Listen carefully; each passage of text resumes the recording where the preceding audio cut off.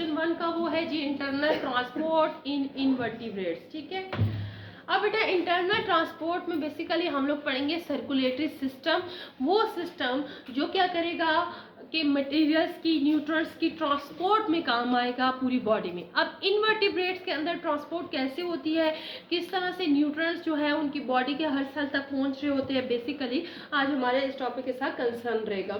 तो transport system क्या है, एक नेटवर्क है जो कि मूव करता है मटेरियल्स को, न्यूट्रंट्स को, गैसेस को और वेस्ट प्रोडक्ट्स को थ्रू आउट द बॉडी। ठीक है, अब देखें कौन सी टाइप्स हैं ट्रांसपोर्ट सिस्टम की जो कि इनवर्टिब्रेट्स में पाई जाती हैं। वाटर ट्रांसपोर्ट सिस्टम भी इनमें पाया जाता है, गैस्ट्रोवेस्कुलर कैविटीज भी होती हैं और स्लोमिक फ्लूइड होते हैं। बेटा ये 3 तरह के ट्रांसपोर्ट सिस्टम हैं जो कि इनवर्टिब्रेट्स में आपको सर्कुलेशन के लिए या ट्रांसपोर्ट के लिए मिलेंगे। बच्चे अब वाटर ट्रांसपोर्ट सिस्टम मतलब water is involve for the transport. जिस तरह हम लोगों ने फाइलम पोरिफेरा में पढ़ा था कि इनकी बॉडी में सिर्फ क्या है, बॉडी में इंटर हो रहा है वाटर और बॉडी से लीव कर रहा है वाटर। तो वो वाटर इंटर जब हो रहा है तो वो क्या ला रहा है अपने साथ, फूड भी ला रहा है, ऑक्सीजन भी ला रहा है। तो फूड एंड ऑक्सीजन वहाँ से उसके सेल्स जो पोरिफेरा के फाइलम के मेंबर्स होते हैं वो ले लेते हैं और उसके अंदर वेस्ट को, कार्बन डाइऑक्साइड वगैरह को छोड़ देते हैं। ठीक है, तो हमारे पास जो वाटर है वो ट्रांसपोर्ट के काम आ रहा है फाइलम पोरिफेरा के अंदर। फिर गैस्ट्रोवेस्कुलर कैविटी आपको मिलती है नाइडेरियंस के अंदर और टीनोफोरा के अंदर। ठीक है, नेक्स्ट फाइलम है जी नाइडेरिया, उससे नेक्स्ट है टीनोफोरा। इन दोनों फाइलम के अंदर आपको गैस्ट्रोवेस्कुलर कैविटी मिलेगी। इनकी बॉडी के अंदर लाइक अगर हम लोग एक ड्रॉ कर ले, यहाँ पे मैं एक आपको हाइड्रो ड्रॉ करके बताती हूँ। ठीक है, इस हाइड्रा में ना ऐसे एक माउथ होगा ओपनिंग और नीचे से ये बंद होगी। अब इस कैविटी को, ठीक है, जो माउथ से स्टार्ट हो रही है लेकिन एनस पे खत्म नहीं हो रही, वो दोबारा से मतलब उसकी इंजेक्शन भी किधर से हो रही है, माउथ से, और उसकी बॉडी से इजेक्शन भी किधर से हो रही है, माउथ से हो रही है। ठीक है, तो इस कैविटी को हम क्या कहेंगे, गैस्ट्रोवेस्कुलर कैविटी। तो बेटा फिर आ जाते हैं आगे सिलोमिक फ्लूइड। अब वो ऑर्गेनिज्म जिनके अंदर बकायदा सिलोम होगी। What is coelom? Coelom is a body cavity between the body wall and the elementary कनाल। ठीक है बेटा, एलिमेंट्री कनाल है आपकी बॉडी की और बॉडी वॉल है, उसके दरमियान अगर स्पेस है तो उसको हम सिलोम कहेंगे। अगर तो सिलोम है तो आप सिलोमेट्स हैं, अगर सिलोम नहीं है तो आप एसिलोमेट्स हैं। ठीक है, और अगर सिलोम है लेकिन वो प्रॉपर सिलोम नहीं है तो हम उसको सीडोसिलोम कहेंगे। अब क्या मतलब हुआ कि में सिलोम है लेकिन वो प्रॉपर नहीं है, मतलब ये है बेटा एलिमेंट्री कनाल और बॉडी वॉल के दरमियान स्पेस है लेकिन वो स्पेस खाली नहीं है, वो मीजनकाइमल सेल से फिल्ड है, तो ऐसी सिलोम को हम सीडोसिलोम कहेंगे। ठीक हो गया। तो जिन ऑर्गेनिजम्स के अंदर, जिन इनवर्टिब्रेट्स के अंदर आपको मिलेगा सिलोमिक फ्लूइड, तो वो ट्रांसपोर्ट के काम आ रहा होगा, वो है जी एनालिट्स के अंदर। ठीक हो गया। अब बेटा हम लोग ना ट्रांसपोर्ट सिस्टम को पढ़ेंगे फाइलम वाइज। आपको पता है इनवर्टिब्रेट्स की स्टडी कर रहे हैं और इनवर्टिब्रेट्स के कितने फाइलम है, टोटल 10 फाइलम्स है। ठीक है, फर्स्ट फाइलम पोरिफेरा। अभी हम लोगों ने बात कर ली, पोरिफेरा के अंदर कोई लेयर नहीं होती, दे आर सिंपल ऑर्गेनिज्म, इनके पास कोई सिमेट्री नहीं होती, इनके पास कोई सिलोम नहीं होती, ये जस्ट एक्वाटिक ऑर्गेनिज्म है और सीसाइल है, they are not moving even, और इनके अंदर इवन के सेल ने ना मिल के टिश्यू तक नहीं बनाए, इनके पास सेलुलर लेवल है ऑर्गेनाइजेशन का। बेटा देखे हमारे पास जो इनका लेवल ऑफ ऑर्गेनाइजेशन है, आप हमेशा पढ़ते हो सेल मिलकर टिश्यू बनाते हैं, टिश्यू मिलकर ऑर्गन बनाते हैं, ऑर्गन मिलकर ऑर्गन सिस्टम बनाते हैं। पोरिफेरा इतने सिंपल ऑर्गेनिज्म है कि सेल ने इवन के मिलकर टिश्यू तक नहीं बनाए। ठीक है, तो they have the cell aggregate body plan. ठीक हो गया। फिर इनके अंदर आपको कोई सर्कुलेटरी सिस्टम नहीं मिलेगा, कोई हार्ट नहीं है, कोई ब्लड वेसल नहीं है, जस्ट क्या है, इनकी ट्रांसपोर्ट फिर कौन करेगा? देखिए ट्रांसपोर्ट की तो जरूरत है ना, सर्कुलेटरी सिस्टम नहीं है ना। ठीक है, सिस्टम क्यों नहीं है, टिश्यू नहीं है तो सिस्टम कहाँ से आ गया? ठीक है, तो इनके अंदर ना वाटर ट्रांसपोर्ट सिस्टम होगा सर्कुलेशन के लिए, ट्रांसपोर्ट के लिए। अंडरस्टूड। नेक्स्ट फाइलम की बात करें, टीनोफोरा और नाइडेरिया, ये दोनों फाइलम आपस में भाई भाई हैं। आपको जो चीज टीनोफोरा में मिलेगी वही नाइडेरिया के अंदर मिलेगी। ठीक है, बेटा ये जो दोनों फाइलम सेटिनोफोरा और नाइडेरिया, इसके अंदर आपको ऐसे ऑर्गेनिज्म मिलेंगे जो कि डिप्लोब्लास्टिक होंगे, उन्होंने सेल्स ने मिलकर टिश्यू बना दिए होंगे। इनकी सिमेट्रियल कैसी होगी? They have the radial symmetry. और meant by the symmetry and what is radial and what is bilateral symmetry. ठीक है बेटा, सिमेट्री का मतलब होता है बॉडी एक्सिस। ठीक है, अगर एक ऑर्गेनिज्म की बॉडी दो इक्वल हाफ्स में डिवाइड हो सकती है, मोर देन वन प्लेन, तो हम इसको कहेंगे रेडियल सिमेट्री है। अगर एक ऑर्गेनिज्म की बॉडी दो इक्वल हाफ्स में कट हो सकती है लेकिन सिर्फ एक प्लेन में, तो इसको क्या कहेंगे? Bilateral symmetry. सिर्फ दो फाइलम्स हैं, कौन कौन से?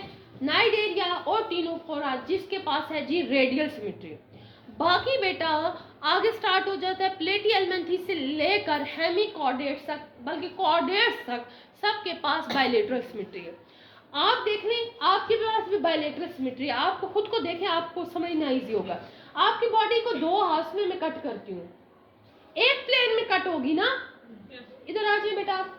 सिर्फ एक प्लेन में मैं इस बच्ची की बॉडी को दो हाउस में कट कर सकती हूँ। ठीक है, कौन सी एक्सिस में? वाई एक्सिस में। एक नाक इधर आ गया, एक नाक उधर चला गया, एक आंख इधर आ गई, एक आंख उधर चली गई।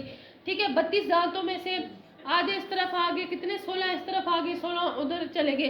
ऐसे ही है ना।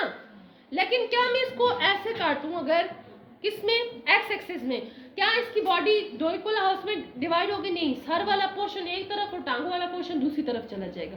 तो this is meant by the bilateral symmetry. बैठ जाए बेटा। लेकिन बेटा नाइडेरियस देखो, ये गोल गोल है, जिस तरह ये यहाँ पे एक प्लूरोब्रोंकिया बनाया हुआ है। मैं इसको ऐसे काटूं तो दो इक्वल हाफ्स में कट हो सकता है, मैं इसको ऐसे काटूं तो दो इक्वल हाफ्स में कट हो सकता है, मैं इसको इवन कि जी एक्सिस पे काटूं तब भी इसकी बॉडी दो इक्वल हाफ्स में कट हो सकती है। तो this is known as radial symmetry. Understood? Clear हो गया? तो बेटा हमारे पास फाइलम जो टिनोफोरा है और नाइडेरिया जो फाइलम है, इनके अंदर भी कोई सर्कुलेटरी सिस्टम नहीं। तो सर्कुलेशन का काम कौन करेगा? सर्कुलेशन का काम करेगा वाटर ट्रांसपोर्ट सिस्टम। ठीक हो गया? क्लियर? फिर आ जाते हैं हमारे पास अगला फाइलम, फाइलम प्लेटिहेल्मिन्थेस। बेटा एक बात याद रखें, आप हमेशा याद रखनी है, पहली दफा फाइलम कौन सा फाइलम था जिसके बाद सर्कुलेटरी सिस्टम आया? तो वो एनालिड था। कौन सा था? एनालिड। आपने सीक्वेंस फाइलम का याद रखना है ताकि आपको याद करने में आसानी हो। ठीक है, तो बेटा प्लेटिहेल्मिन्थेस के पास भी कोई सर्कुलेटरी सिस्टम नहीं है। तो ये यहाँ से ट्रिप्लोप्लास्टिक ऑर्गेनिज्म स्टार्ट होते हैं जिनके पास 3 लेयर्स आ गए। याद रखिएगा, जो भी डिप्लोप्लास्टिक है उसके पास रेडियल सिमेट्री है, जो ट्रिप्लोप्लास्टिक है उसके पास बायलेटरल सिमेट्री है। तो क्या पूरी फिर उनके पास तो कोई है ही नहीं, ना सिमेट्री ना लेयर्स। फिर टिनोफोरा और नाइडेरिया के पास कौन सी layers? Diploblastic and radial symmetry. Platyhelminthes से आगे सारे कॉर्डेट्स तक आ जाते हैं, कौन से? Triploblastic and they have the bilateral symmetry. ठीक हो गया? तो प्लेटिहेल्मिन्थेस की बात करें तो बेटा इनके पास भी ना कोई भी सर्कुलेटरी सिस्टम नहीं है। तो कैसे करते हैं ये अपनी सर्कुलेशन ट्रांसपोर्ट कैसे करते हैं? ये भी करते हैं किसके थ्रू? वाटर ट्रांसपोर्ट सिस्टम के थ्रू। नेक्स्ट आ जाए बेटा एस्केल्मेंथेस पे बात करते हैं। तो एस्केल्मेंथेस फ्री लिविंग भी बनते हैं और कुछ आपको ना इवन के एस्केल्मेंथेस आपको कुछ पैरासाइट्स भी मिलते हैं। Mostly they are parasitic. जैसे पिनवर्म सुना होगा आप लोगों ने, क्या होते हैं? चूहे। हाँ वो, ठीक है। अब इनके पास भी बेटा कोई सर्कुलेटरी सिस्टम नहीं, कोई ट्रांसपोर्ट सिस्टम नहीं है।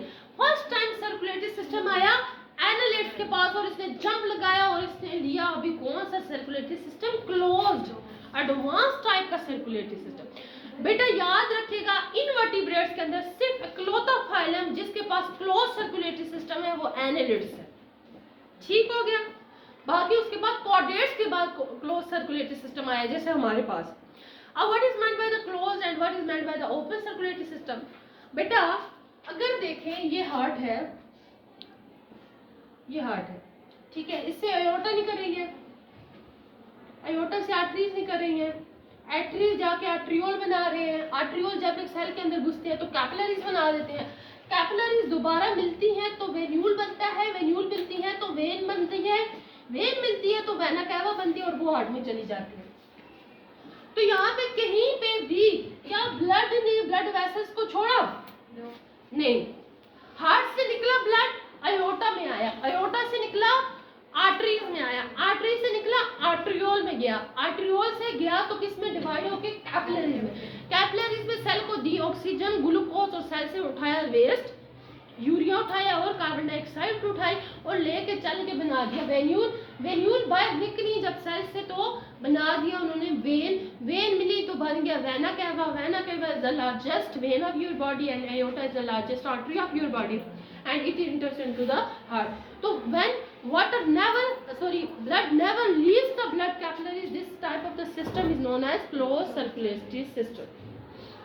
लेकिन अगर ऐसे हो रहा है, हार्ट है, यहाँ से अयोटा से निकल रहा है ब्लड, इधर उधर घूम रहा है, घूम से किसी प्रेशर के थ्रू, ग्रेविटी के प्रेशर के थ्रू इधर उधर ब्लड हो के किसी ना किसी तरह इसके अंदर जा रहा है, कुछ फोर्सेस होती हैं, यानी ब्लड ने ब्लड वेसल्स को छोड़ दिया, ठीक है, हार्ट से निकला, यहाँ पे बेटा ऑक्सीजनेटेड डीऑक्सीजनेटेड सारा कुछ मिक्स हुआ हुआ है, खिचड़ी पकी हुई है, सही है। तो इस टाइप ऑफ सर्कुलेटरी सिस्टम को हम क्या कहते हैं, ओपन सर्कुलेटरी सिस्टम। बेटा आपको जान के खुशी होगी जो एनालिट्स होते हैं इनकी रिंग लाइक एनुलस से वर्ड निकला है ना, तो इसका मतलब है रिंग लाइक बॉडी होती है इनकी, जिस तरह आर्थमा, इनके पास ना बेटा 5 हार्ट के पेयर होते हैं, इसका मतलब है टोटल कितने हार्ट हो गए, 10 heart, 10 heart, 5 heart like structure, no 5 pair of heart like structure, ठीक है, सही है। इनको हम सीडो हार्ट्स भी कह रहे होते हैं, इनको एयोटिक आर्क्स भी कह रहे होते हैं, ठीक है, और इनके पास क्लोज सर्कुलेटरी सिस्टम होते हैं। फिर आर्थ्रोपोडा की बात करें तो आर्थ्रोपोड में आपको पता है ऐसे ऑर्गेनिजम्स आ जाते हैं जिनके पास एक्सोस्केलेटन होता है, इनके पास भी सर्कुलेटरी सिस्टम होता है लेकिन ओपन होता है। काकरोच को मारो ना, मुझे बताओ काकरोच को कभी मारा तो आपको रेड रेड उसका ब्लड दिखा है निकलता हुआ? मैं मारूंगी, किसको दिखा है बेटा? उनके पास हीमोलिम्फ होता है, उनके पास सर्कुलेटरी पिगमेंट जो होता है वो हीमोग्लोबिन नहीं होता, हीमोलिम्फ होता है। इसलिए बेटा जब आप कॉकरोच को मारते हो तो कभी भी उसका, जैसे ना कहीं मुर्गी को मारो तो मुर्गी के मरने के रेड रेड निशान होंगे, उसका ब्लड लीक हुआ होगा, लेकिन आप कॉकरोच को कहीं पे भी खून नहीं, यहाँ पे किसी ने कॉकरोच को मारे ये देखो खून पड़ा है, ऐसे कोई नहीं कहेगा। क्यों? क्योंकि उसका क्या नहीं होता, उसके पास हीमोग्लोबिन नहीं होता। हीमोग्लोबिन बेसिकली उसकी वजह से रेड पिगमेंट आ रहा होता है हमारे ब्लड में, ठीक है। तो हीमोलिम्फ होता है और रेस्पिरेटरी सिस्टम। फर्स्ट टाइम बेटा जिस फाइलम के पास रेस्पिरेटरी सिस्टम आया वो थे आर्थ्रोपोड, और इनके पास आए जी बुक लंग्स। कौन सी लंग्स? Book lungs. ऐसे लंग्स थे जो बुक्स की तरह ऊपर नीचे रखे हुए थे, इसलिए हमने इनको बुक लंग्स का नाम दे दिया। इससे पहले जितने भी फाइलम्स थे बेटा उनकी ना जर्नल बॉडी से रिस्पायरेशन हो रही थी, कोई ऑर्गन नहीं था। पहली दफा एक्सक्रीशन का सेल प्लेटिहेल्मिन्थेस के पास आया। क्या? Flame cell. पहली दफा न्यूरॉन किसके पास आया? नाइडेरिया के पास। ये बातें याद रखनी है एमडी कैट के लिहाज से, और फ्यूचर में अगर आपने टीचर बनना है, लेक्चरर बनना है तो आपने ये चीजें नहीं भूलनी। पहली दफा एक्सक्रीटरी सेल आया प्लेटिहेल्मिन्थेस के पास, पहली दफा न्यूरॉन आया नाइडेरिया के पास, पहली दफा सर्कुलेटरी सिस्टम आया एनालिट्स के पास, पहली दफा रिस्पायरेटरी सिस्टम आया आर्थ्रोपोडा के पास। ठीक हो गया। फिर बेटा आगे चल, स्टॉप करके आगे चले जाए। चले बेटा अब मोलस्क के बारे में पढ़ लेते हैं। मोलस्क के पास अब सर्कुलेटरी सिस्टम सबके पास आ चुका है, लेकिन याद रखना है सिर्फ क्लोज्ड एनालिट्स के पास है, ठीक है। मोलस्क के पास भी ओपन सर्कुलेटरी सिस्टम है। बेटा आपने इनको लाइट नहीं लेना। आपको पता है हमारे कमीशन के टेस्ट में यहाँ से क्वेश्चन आया। क्वेश्चन क्या था? क्वेश्चन ये था कि जो कौन सा रिस्पायरेटरी पिगमेंट पाया जाता है मोलस्क के अंदर। जिस तरह हमारे पास हीमोग्लोबिन है ना, इनके अंदर हीमोसाइनिन होता है। जिस तरह हमारी हीमोग्लोबिन के अंदर आयरन है ना, ऑक्सीजन कैरिंग प्रोटीन, तो इनके पास होता है हीमोसाइनिन जो कि कॉपर बेस्ड मॉलिक्यूल होते हैं। आयरन बेस्ड नहीं होता, कॉपर बेस्ड होते हैं। तो देखना यहाँ से, और इनके ब्लड का कलर ब्लू होता है। अंडरस्टूड? तो आप यही ना समझे कि बस रेड ही होगा तो ब्लड होगा, ब्लू ब्लू इनका कलर होता है क्योंकि कॉपर की वजह से उसका ब्लू कलर आ रहा होता है, ठीक है। बेटा इनके पास में जस्ट हार्ट होगा और ब्लड जो है इनके बॉडी के जो कैविटीज हैं साइनसेस होंगी उनके अंदर फ्लोट कर रहा होगा, कोई भी प्रॉपर ब्लड वेसल्स नहीं होंगी। फिर अगला आ जाता है हमारे पास अकाइनोडर्मेटा। अकाइनोडर्मेटा के अंदर ट्यूब सिस्टम पाया जाता है और कैविटी, बॉडी कैविटी में जो है ब्लड फ्लो कर रहा होता है। इनके अंदर ना बेटा हीमल सिस्टम होता है। हाँ, मतलब जो इसके ट्यूब फीड्स होते हैं ना उसके अंदर बेसिकली कैनाल्स बनी होती है और उन ट्यूब्स के थ्रू इनकी बॉडी के अंदर हीमोलिम्फ इनका मूव कर रहा होता है, सर्कुलेशन हो रही होती है। बेटा आपने इन चैप्टर्स को ना अच्छे से पढ़ने के लिए मेरे चैनल को सब्सक्राइब कर लें और डाइवर्सिटी अमंग एनिमल्स में पढ़ा रही हूँ, उसको पढ़ के फिर आप एनिमल फॉर्म एंड फंक्शन 1 का कोर्स पढ़े तो आपके लिए आसानी हो जाएगी। ठीक है, आपको बकायदा समझ आ जाएगा कि स्टारफिश की बॉडी इंटरनल उसकी एनाटॉमी क्या है, ताकि फिर आपको ना एनाटॉमी स्टडी कर लोगे फिर आपके लिए सर्कुलेशन समझना बहुत ज़्यादा आसान हो जाएगा। आगे बात कर लेते हैं हेमिकॉर्डेट्स के बारे में। हेमिकॉर्डेट्स के पास भी बेटा ओपन सर्कुलेटरी सिस्टम है, हीमोलिम्फ होता है और ये न्यूट्रिएंट्स की अपटेक और ऑक्सीजन की ट्रांसपोर्ट अपने इसी हीमोलिम्फ के थ्रू कर रहे होते हैं। और हेमिकॉर्डेट्स के अंदर आपने पढ़ा हुआ है ये कॉमन एग्जांपल एक्रोन वॉर्म्स के आ जाते हैं, जिनके आगे बॉडी के आगे सर के ऊपर ना एक प्रोबिस्कस सा लगा होता है, सून सा लगा होता है, जिससे ये डिगिंग करते हैं और ये अपने नेस्ट बना के सी वाटर के अंदर रह रहे होते हैं। ओके बेटा, stay with me, stay blessed, Allah Hafiz.